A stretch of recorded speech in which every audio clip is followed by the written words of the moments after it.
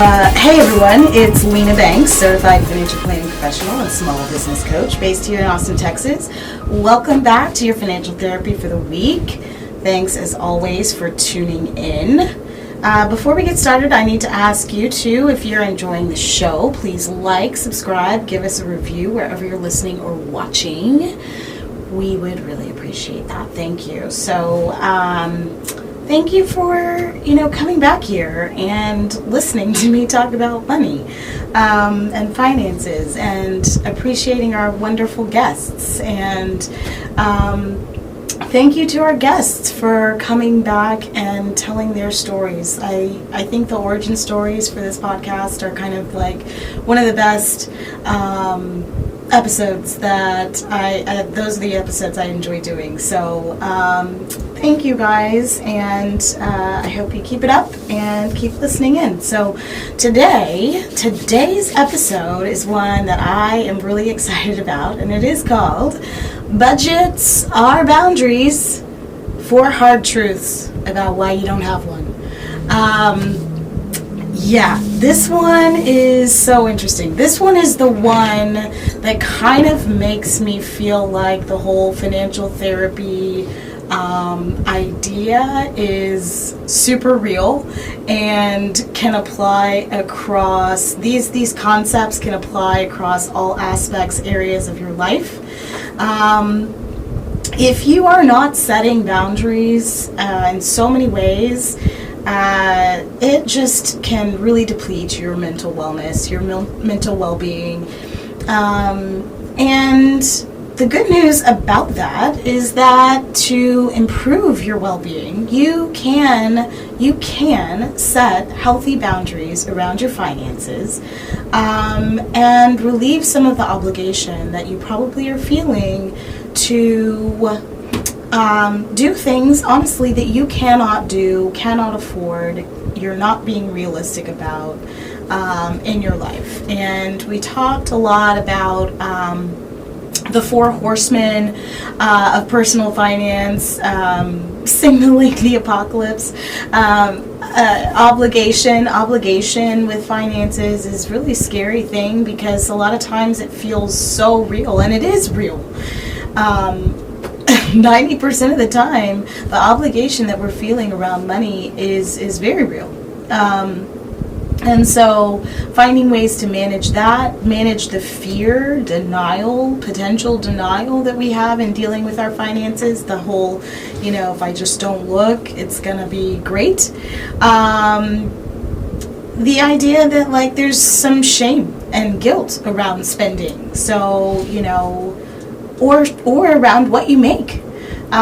So all of the episodes where we talk about, the idea that people might spend and not tell their partner, or that people might not earn what they think they should earn in their kind of stage in life, that guilt and shame is a downer, obviously.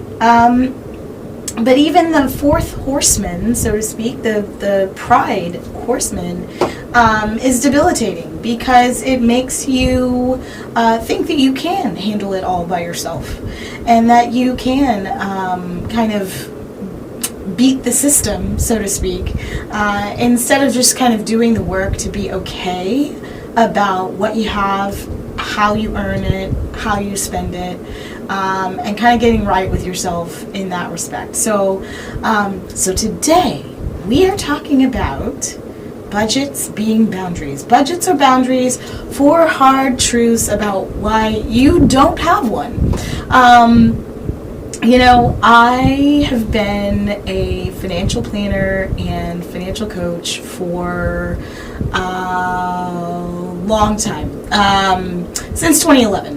And the idea that getting someone to just A, write down their financial goals, and B, create a simple budget, it's amazing.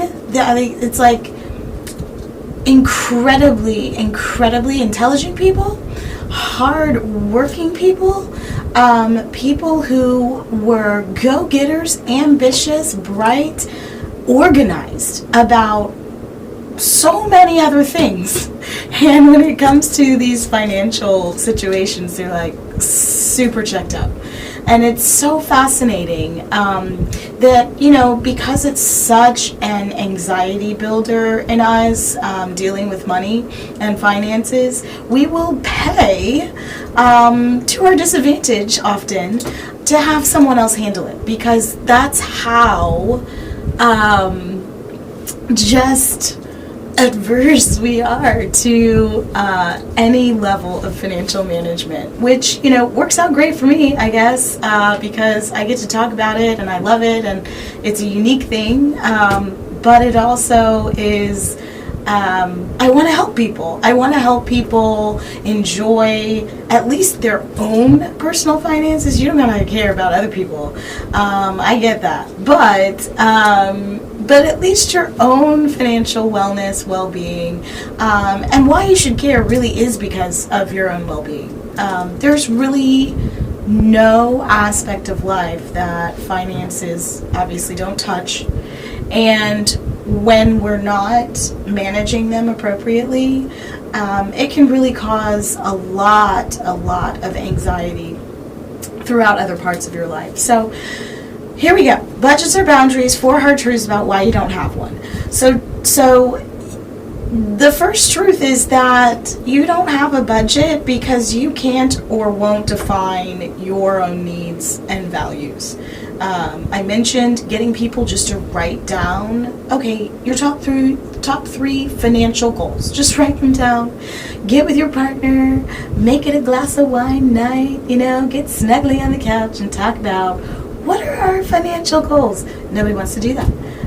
It's apparently super difficult, and I think a lot of times people don't want to fantasize, so to speak, about what they can't actually do, or what they think they can't do, and a lot of times people are just, I don't know, not in cooperation with their partner. I'm sure that's part of it, or not on the same page, but whether this is because you're afraid to own up to what you earn or what you spend, or because you're living out of integrity with what you have, or you're living in fear or denial, and essentially lying to yourself about your financial situation. If you can't define what you actually need in life financially, and what you value, what your goals are for your financial future, that's a reason why you wouldn't make a budget, because a budget would lay that to bear. It would tell you where you are living out of integrity with your values, with your needs, with your spending, or where, frankly, you might need to hustle and earn a little more. So the second reason why budgets are difficult for people to manage is that they are really uncomfortable, super uncomfortable, saying no. So if you subconsciously know that there are people or things in your life that you feel obligated to, such a deep obligation, a sense of responsibility, even accountability for them, and especially if you also subconsciously know or consciously know that they will resent you or judge you, or fall into a deep hole if you say no, that is obviously going to drive you to not look at the situation at hand. You're not going to want to budget for your daughter's spending spree, because you know that she's going to get evicted from her apartment if you don't cover her rent, and her credit cards are all maxed out. And I mean, there are obviously more serious things, money troubles that people run into. But that parental sense of obligation is huge. That family sense of obligation where you genuinely owe them something is huge. And it is really difficult to budget around that. But here's what I would say. You don't have to stop the giving train. You just have to be realistic about what you're actually doing. So if it is not in your budget, if you can't consciously put that gift to someone in your budget and say yes, you're just uncomfortable saying no, and so you're avoiding the budget conversation, and that's not okay. So that's not setting your boundary. All right, so the third hard truth about why you don't have a budget is because you think you're alone. Because you think you're the only one making what you make or spending what you need to spend, or who has the expenses, or who lives outside of your means, or who needs to create some sort of boundaries for yourself or others who are influenced by your financial situation. So if you think you're alone, that is what this podcast is for. Unless you're already financially secure or independently wealthy, every single one of us deals with anxiety over financial decisions and the potential consequences around them. So don't let that feeling of guilt or shame keep you from confronting your financial circumstances. Don't feel alone, because even if you are in a lot of debt, you have company. If you are well off and feeling like, oh my gosh, everybody thinks that I'm doing awesome, so it's really difficult for me to say no, or it's really difficult for me to, create some limits on myself and my family who I love, then you're not alone. There are many of us out there. A budget will help. Okay, so the fourth and final hard truth about why you don't have a budget is because you think you can handle it all in your head. You are so good at the numbers that you don't need those spreadsheets, you don't need the budget app, you don't need the this and the that. You will kind of figure it out in your head, and you will, more likely than not, be leaking a lot of money in a lot of different ways.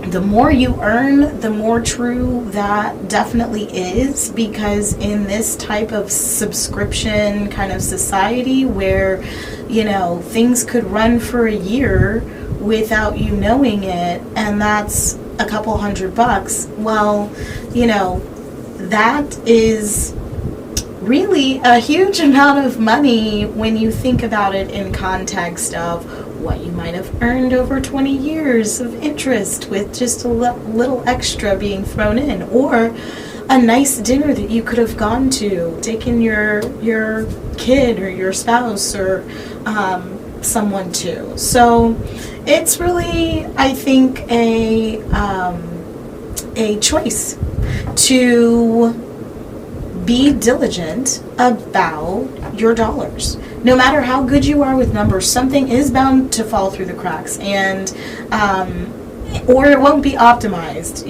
If you're not putting things on paper and checking in on them regularly, then you're probably losing out a little bit. So making a budget guards against the overconfidence that could mean doing things like spending outside of your means, or missing out on the opportunities to grow your wealth elsewhere. So setting boundaries can greatly benefit your mental health and wellness, and I want to tell you how, because seriously, I'm just totally encouraging you to make this freaking budget. I promise you, it is like an anxiety reliever to go through the process and get real with yourself. So creating a budget prevents burnout. So by setting limits on your time, your energy, your finances, by being able to say, you know what, I don't even have to check to know that I didn't budget for that this month, and so I'm gonna have to wait till next month. wow, what a relief. How much time and like stress did you save? Now, obviously, if it's an emergency, if something emergent happens and you are like, oh, okay, hopefully this strategy is going to help you actually have those dollars tucked away for something that actually is an emergency, and outside of your regular budget. So it prevents the burnout of like the constant feeling of on edge of like, should I make this decision or should I not? It reduces resentment, because if you just say, you know what, honestly, it's not in my budget to do that, friends, family members, co-workers, everybody understands that. You know why? Because of what I said before. You're not alone. Everybody understands that. Again, unless you literally have millions and millions and millions of dollars to spend, and sometimes even not then, you are gonna need a budget in order to not overspend, or to just have an understanding of your financial picture, and that allows you to say no. It allows you to pull back. Your needs are not going to be consistently ignored or overridden by other people, because you have this thing that's setting a boundary for you that you can refer to anytime, vocally or yourself, just personally, to reassure you that you're on the right track, that you're doing the right things, and that it's okay to say no. A budget also boosts your self-esteem, because I've said this before, a lot of people are probably better off than they think. This includes a lot of people that I would coach. They are much better off than they actually realize, and it's because of the anxiety around money and finances that they feel like, oh my gosh, I'm definitely not doing well. And if you haven't listened to that money dysmorphia episode, please do, because that is the type of thing that affects, I think, a lot of people, maybe on both sides of that equation. So, establishing and upholding boundaries is your act of loving yourself, being okay with yourself, whatever it is that you make, whatever it is that you spend, as long as you are spending according to your budget. It's a great thing. And when you spend according to your budget and you cut your debt, or you do something amazing, you see, and you like actually see the results of that, especially over time, it also boosts your self-esteem, because you're like, oh my gosh, I did that. I actually like cracked the code of managing my finances and doing it well. And then the final thing that I'll say about why making a budget would really greatly benefit your mental health and wellness is that it strengthens who you are. What you spend your money on, what you are driven to earn your money for, shows you what you value, who you are. And if you're the kind of guy who values X and you're not budgeting for X, that tells you something. If you are like, oh my gosh, I'm going to get a second job, or I need to go back to school, or I need to drastically reduce my spending on Y so that I can get to X, that strengthens the resolve you have to move towards your dreams and your focus. And instead of thinking you're a certain way or feeling a certain way about how you should be able to spend, now you know what you're spending on and why. Why am I doing this? Why am I going to work every day, getting up and doing the drill? Because I have a vision. I know where I'm going. By the end of the year, I'm going to have X dollars in savings, and I'm going to get to go to Aruba. I don't even know. Is Aruba a thing still? I don't even know. Anyway, I think budgets are fabulous. Budgets are boundaries. Everyone should have nice, healthy boundaries and healthy budgets. And I think it just would make everybody, honestly, truly feel better. feel better about themselves and how they are moving through life.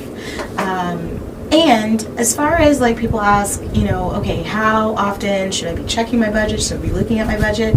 If you do a budget every time you get paid, like just update the numbers, not like recreate anything from scratch.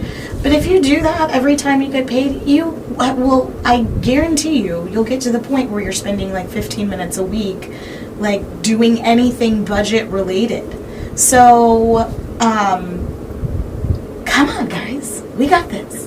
Budgets are boundaries. Budgets are boundaries, 4 hard truths about why you don't have one. But then I also gave you 4 ways that it benefits your mental health and wellness to create a budget. And so I hope you guys heard me on that part, because that's what we're about on the show, is helping you guys not feel all alone, but then also helping all of us with practical ways, practical reasons, practical solutions for moving forward. So, I am not going to give you a whole bunch of tips on where to make a budget. I mean, seriously, there are probably thousands of ways to create a budget. Find a way that works for you. I challenge you to do that this week. And come back next week with a budget.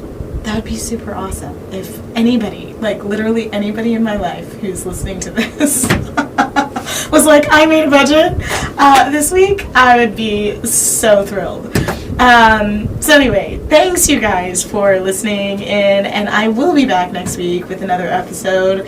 I just so appreciate the ability to be here and talk to you guys about this stuff. And like I said, I really do hope that I am being helpful to you, and that I am showing you that everybody, including myself, needs to chat a little bit about these things and just remind ourselves why managing our money and our finances is super great and healthy for us. Financial therapy. All right. See you guys